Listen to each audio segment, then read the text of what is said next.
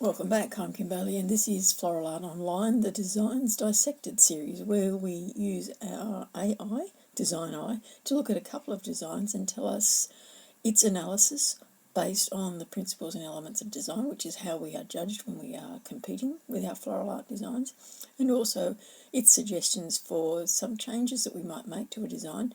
And it's all part of our education journey in floral art so that we can review designs that we do, look at other designs and see what it is that would make it a bit better of a design, so lift it up from the level that it might always have been at. And I will say that for all of these designs you can have a look at the construction notes that I've put together and the physical judges' comments and how they went, how they fared in their competitions, their various competitions, and all of those are on the website. There's over 250 designs. I add to it every week with designs that I've done and how they were put together, what my thinking was, what the results were, and then over time we'll put them through DesignEye and see what another independent analysis gives us. This week our designs are Contrast of Nature, which is a wall hanging, but it was displayed on an easel for judging, and Distinctly Different, which as you can see is a bench design, and I think I nailed the distinctly different part of that particular interpretation. But let's now have a look at the first one, Contrast of Nature. This, as I said, was a wall hanging.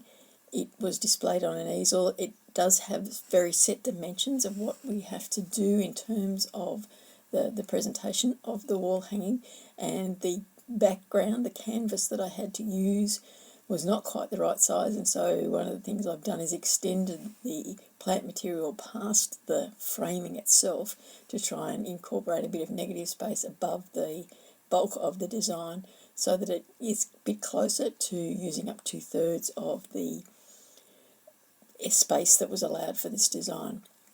The basis of it, as I said, is a painting canvas, because that comes closest to the background and the sizing that I wanted, because the metal, the black part of it, is basically an outdoor candle holder. So it has candle cups that I've covered up with some of the plant material, and I've put it on its side. Normally it would be placed horizontal if you were putting it on a wall outdoors, but I've put it vertically to try and give it a little bit more dimension. And I've used, as you can see, wood slices and some smaller plant material. The background of the frame, I have used the squares and the shapes in it to place some contrasting plant-based material. So I've got some bark and some sisal and some tillandsia and other things there, just to emphasise the contrast that we want in the design. So we want, in terms of contrast of nature, we want rough and smooth, shiny and flat surfaces or matte surfaces, prickly and fluffy, and all of the things that might be contrasts juxtaposed so that the contrasts are highlighted. So let's see what DesignEye has got to say about this design. Looking first of all at line, the design incorporates both organic and geometric lines, so that will give me a contrast to start with. The natural branches and leaves create flowing organic lines, while the grid-like structure and wooden pieces introduce strong geometric lines. This juxtaposition adds visual interest and adds a sense of dynamic tension. For shape, the composition features a variety of shapes, including the rectangular pieces, the circular wood slices, and the irregular shapes of the leaves and flowers, which is a contrast, but in this case it's talking about the diversity. So this diversity creates a visually stimulating and engaging experience. So in terms of shape, not, to my mind, now that I look at it, not quite enough contrast or obvious contrast in the shapes. For texture, the design showcases a rich tapestry of textures. The rough bark, the smooth wooden surfaces, the delicate petals and the feathery foliage all contribute to a tactile and sensory experience. So in that sense I've got some contrast there in terms of texture. The colour palette is predominantly earthy and natural, with browns, greens and yellows being the most predominant hues. This creates a sense of warmth and harmony with nature. The red and pink accents provide subtle pops of colour that draw the eye and add a touch of vibrancy. So in terms of, in texture, as we looked at, there is contrast, but colour, there's probably not as much contrast, and that might be something that it suggests that we do to create a bit more of a contrast, look at the colour contrast as well as the texture. Balance. The heavier visual weight on the right side due to the concentration of elements is counterbalanced by the strong lines and upward movement of the branches on the left. So that's an interesting comment, because in anything where you've got very strong geometric lines and a very regulated shape, and then you put a lot of visual weight on one side, it is very hard to balance it. But what it's saying here is that the strong lines and the upward movement of those branches that extend beyond the canvas are balancing it out visually for us. For emphasis, the red rose serves as the focal point of the design, its vibrant colour and placement drawing the viewer's attention. The smaller flowers act as a secondary focal point, echoing the circular shape of the wood slices and adding a playful touch. Now, when I first read this analysis, I thought, where is the red rose? Because it wasn't the focal point of the design for me. I would have said that it was interest equated. There isn't one single point of emergence, so I'm not necessarily drawn to the red rose. I'm actually drawn more to the pinks, the sisal that I've used in some of the background areas there, but that's just my eye. And all it does is emphasise that as judges we look at things a little bit differently, so you're always going to get a little bit different interpretation, but it's always good to hear what a judge has got to say so you can see it from their eyes as well as the way you thought it was going to turn out. Unity. Despite the diverse elements, the design maintains a sense of unity through the repetition of shapes, colours and textures. The grid-like structure acts as a unifying element, tying together the disparate components into a cohesive whole, and that's good because that's what I had hoped as the outcome of using that particular framework for this design. Now we look at the suggestions for improvement from DesignEye. Negative space. While the design is visually rich, introducing more negative space could enhance the impact of the individual elements and prevent the composition from feeling overcrowded. So I've got a little bit of negative space at the top, but because behind where the design's stage is an open window, you don't get the same sort of effect as you would if it was a wall background, if it was a plain wall background where this had been displayed. If it had been, in fact, on a wall as a wall hanging, the negative space element might have been a little bit different, but it is very solid between the white of the background canvas and the metallic frame, which is completely filled in. So perhaps leaving a few more blanks might have been better in looking at using the negative space. Depth. The wall hanging could benefit from incorporating elements that create a sense of depth and dimension. This could involve layering materials using shadow boxes or adding elements that project outward from the surface. Now that's probably a reflection of the fact that the image doesn't give you an indication that it did have some depth, because some of those timber placements are placed at 90 degrees to the background, and so that gives it depth, but take it on board anyway. And interesting with the lighting, lighting is something that we often can't change in terms of our competition designs when it's a physical design, but it is something that you can look at if you're doing an online design. So one of the designs for our competitions is to think about the lighting. So experimenting with different lighting techniques could enhance the visual appeal of the design. For example, backlighting or spotlighting could highlight specific elements and create dramatic shadows. And one of the things that might have helped with is the depth of the design. Had I had the light coming from above and from the side, you would have got shadows, or you would have been able to see that there was some depth in those placements. So in summary, overall contrast of nature is a well-executed floral design that skillfully blends natural and man-made elements. By incorporating the suggested improvements, the design could be further elevated, creating an even more captivating and evocative piece. So once again, as we have found with all of our DesignEye analyses, we've got some things to think about.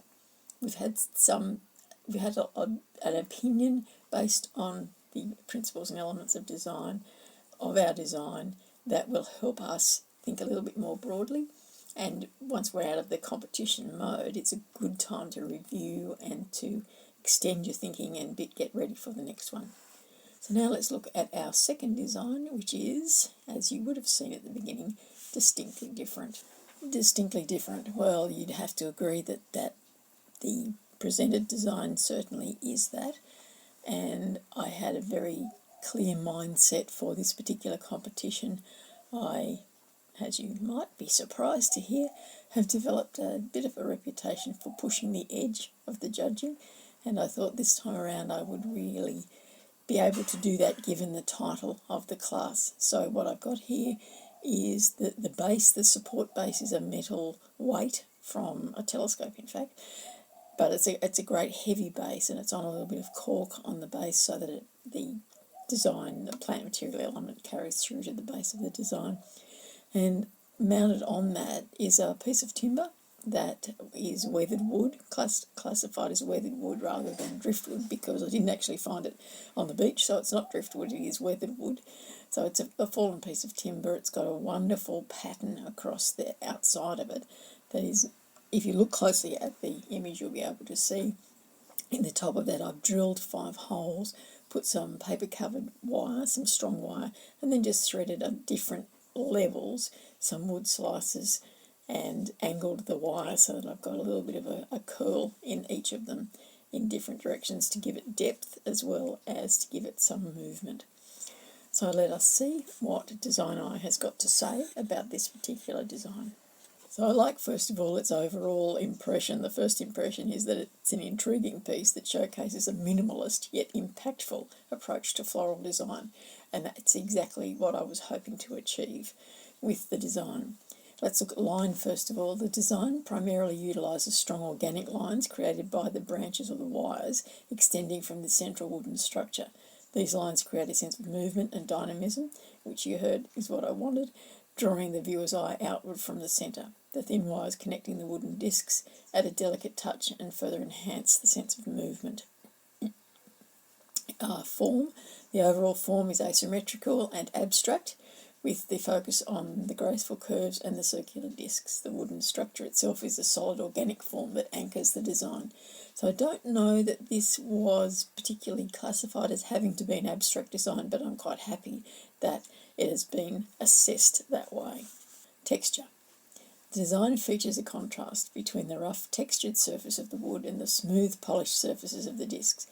This contrast adds visual interest and a tactile dimension to the piece. It's interesting that the texture creates a sense of tactile dimension within a design, something that we probably should be keeping in mind when we're looking at contrasts, because we want to have some sort of contrast in every design that we do. Colour. The colour palette is limited to the natural tones of the wood and the discs. This simplicity allows the focus to remain on the form and the line of the design. So if you've looked at any of the other videos, you'll see that often we talk about a colour palette being limited so that it does put the focus on some of the other principles and elements of design. So you need to know that you're getting, if you're going to use a limited colour palette, that you've got the other things right, because their focus will be on the form and the line and the texture to some extent. So if you're going to limit one element of your design or one principle, then you need to know that you've got all of the others exactly how you think they should be in terms of judging. So balance. The design achieves a sense of balance through its asymmetry. The heavier visual weight on the right side, where the branches and discs extend outward, is counterbalanced by the strong vertical line of the wooden structure. In looking at this design in review, now it's a couple of years since I did the design, I am quite concerned about the balance. I think the visual balance of that piece of timber is quite overpowering, but the judge and DesignEye, our AI judge, hasn't seen it that way, sees that it's balanced. So proportion. The proportions of the design are well considered. The size of the discs relative to the branch and the overall size of the structure create a sense of harmony and visual appeal. And once again, I am concerned about the proportions in this design. And I think it's because the visual balance for me of that piece of timber is making me feel like the proportions of the discs are not right. So I would like them to be marginally bigger to balance out visually that dominance of the timber on the timber support. So emphasis. The focal point of the design is the cluster of discs on the right side. Their contrasting colour and placement make them stand out from the rest of the composition. And that's probably true, because it would appear that all of those elements of the design come from the one point. So it's a radial design in that sense, that there is one point of emergence for the rest of the design from the support material. The emphasis should be on that side, but as I said earlier, the visual dominance of that piece of timber is worrying me and making me feel like that's where my eye is drawn, and so that's the emphasis. So I don't agree with AI on this occasion, as I probably wouldn't agree with judges sometimes. Unity, the design achieves a sense of unity through the repetition of the shape, circular discs and curved branches, and the consistent use of material. So it's good that it feels like a unified design. It doesn't feel like two halves in that sense, which could be the case.